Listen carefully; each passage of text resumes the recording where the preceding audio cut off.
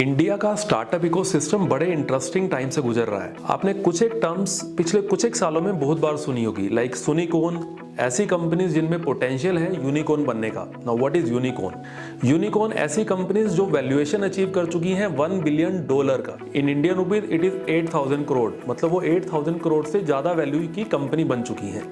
What is decacorn? Decacorn ऐसी companies जो और बड़ा लेवल ऊपर अचीव कर चुकी है, मतलब $10 बिलियन का उनका वैल्यूएशन हो चुका है। Now comes hexagon. Hexagon are the companies जो सुपर यूनिकॉर्न है, जिन्होंने $100 बिलियन का वैल्यूएशन अचीव कर लिया है। इंडिया में कोई ऐसा कंपनी नहीं है फिलहाल जो स्टार्टअप कंपनी हो जिसने $100 बिलियन का वैल्यूएशन अचीव किया हो, but yes, world wide there are two companies, one is SpaceX and other is TikTok, ByteDance। So these are the companies जिन्होंने $100 बिलियन का वैल्यूएशन अचीव कर लिया है। सो इस टर्मिनोलॉजी से हमें एक चीज पता चलती है कि जो स्टार्टअप्स हैं वो यंग कंपनीज हैं जिनका हाइपर ग्रोथ माइंडसेट है। एक लीनियर ग्रोथ नहीं वो अचीव करना चाहते, they want to achieve a hyper growth mindset and एक बहुत बड़े स्केलेबल मॉडल को देखती हैं where they are solving some problem, चाहे वो किसी प्रोडक्ट के जरिए अपना कोई प्रॉब्लम सोल्व कर रहे हो, जो स्टेटस को बना हुआ है एक इंडस्ट्री का उसको चेंज करना चाहते हैं थ्रू प्रोडक्ट और थ्रू एनी सर्विस। बट ऐसा क्या हुआ है लास्ट कुछ एक ईयर्स में कि एक बहुत बड़े एक्सपोनेंशियल राइज के बाद हमने देखा कि वैल्यूएशन में एक सिग्निफिकेंट क्रैश आया,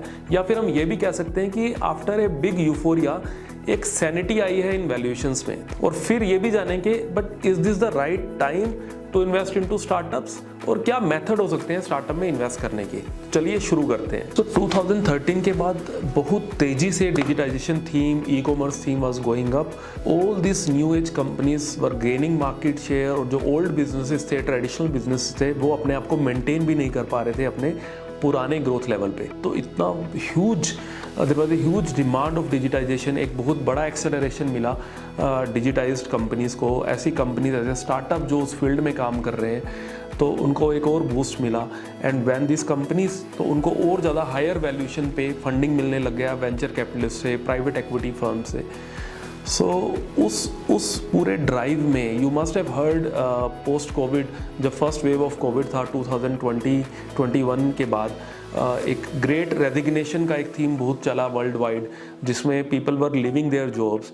तो उसके दो मेन रीज़न बताए जाते हैं कि ग्रेट रेजिग्नेशन क्यों हुआ। एक तो जो कोविड में वर्क फ्रॉम होम था and the work pressure was huge. So tech people की इतनी ज़्यादा डिमांड हो गई उन दिनों में, उनके सैलरीज ऊपर जा रहे थे, उनका डिमांड इतना हाई हो गया था, not only from the startups, even from the companies like Facebook, Google, Amazon. और काफ़ी बड़ा सेगमेंट ऐसा भी था एम्प्लॉयज़ का जो कि बड़े ब्रांड्स को छोड़ के स्टार्टअप्स को ज्वाइन करने लग गया, because they were offering higher salaries, because they were growing very fast. उनको फंडिंग का कोई प्रॉब्लम नहीं आ रहा था, उनके लिए रिसोर्सेज बड़े इजीली अवेलेबल थे।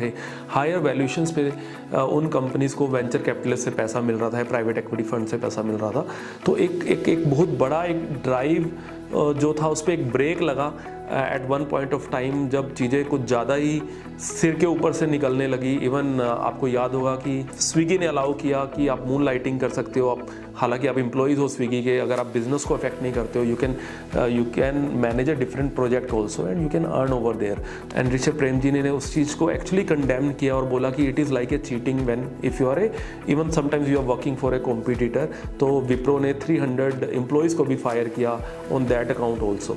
सो एक बहुत बड़ा एक रेजिग्नेशन का वेव था। उसके बाद जो ड्रास्टिकली आजकल आप सुन रहे होंगे कि बहुत ज़्यादा ले ऑफ्स आए, इंटरेस्ट रेट राइज हुए, जितना कंपनीज एक्सपेक्ट कर रही थी कि उनका वो बिजनेस मोमेंटम रहेगा, जिस बेसिस पे उन्होंने उन टेक्नोलॉजी पीपल को हायर किया था, बहुत अपना कॉस्ट बढ़ा लिया था, सडनली दे रियलाइज कि नहीं, बिजनेस मोमेंटम वो सेम नहीं है जो पोस्ट कोविड से एकदम 100-200% से जो बिजनेस बढ़ा था, that came back to the normal. और वहाँ पर काफ़ी रिवर्ट भी हुआ, तो उनको अपना कॉस्टिंग इधर रिड्यूस करना पड़ा बाय फायरिंग मैनी पीपल, और they have to reduce their salaries. Companies like Byju's, Ola, Unacademy, many companies fired lot of people in last few months. तो 2020-21 में बिजनेस स्टार्ट करना अपने आप में ही एक बहुत बड़ा ट्रेंड बन गया।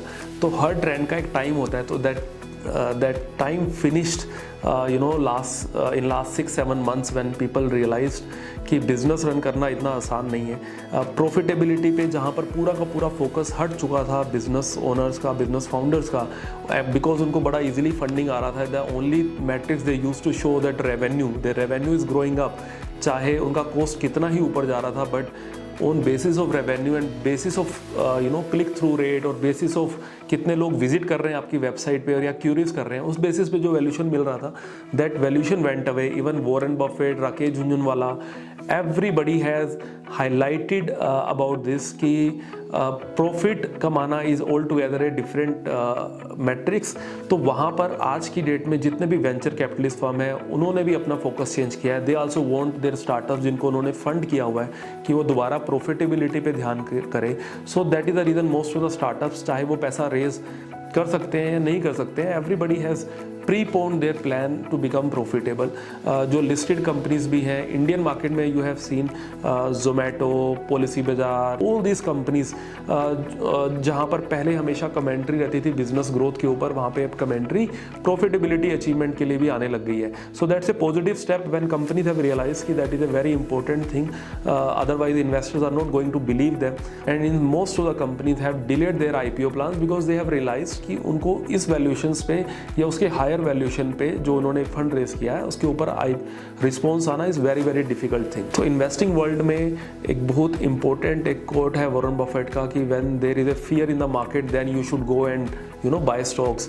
Same way in the startup world हमने एक यूफोरिया देखा है वैल्यूशंस में, अब सैनिटी आ रही है वैल्यूशंस में. I would not say that sanity will come in all the companies and even there would be few companies which will just go bankrupt और their business will be bought by some big names जिनको लगेगा कि वो profitability achieve कर नहीं पाएंगी eventually.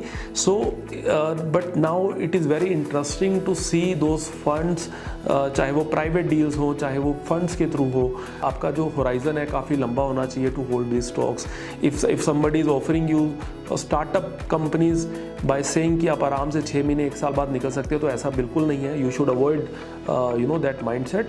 But if you are investing into some of the funds जिनका long term orientation है, जिनका पास ट्रैक रिकॉर्ड बहुत अच्छा है और आप अपने फाइनेंशियल एडवाइज़र से आप अपना रिस्क प्रोफाइलिंग करते हो, अपना एसेट एलोकेशन के हिसाब से ही इन कंपनीज में आपको इन्वेस्ट करना चाहिए.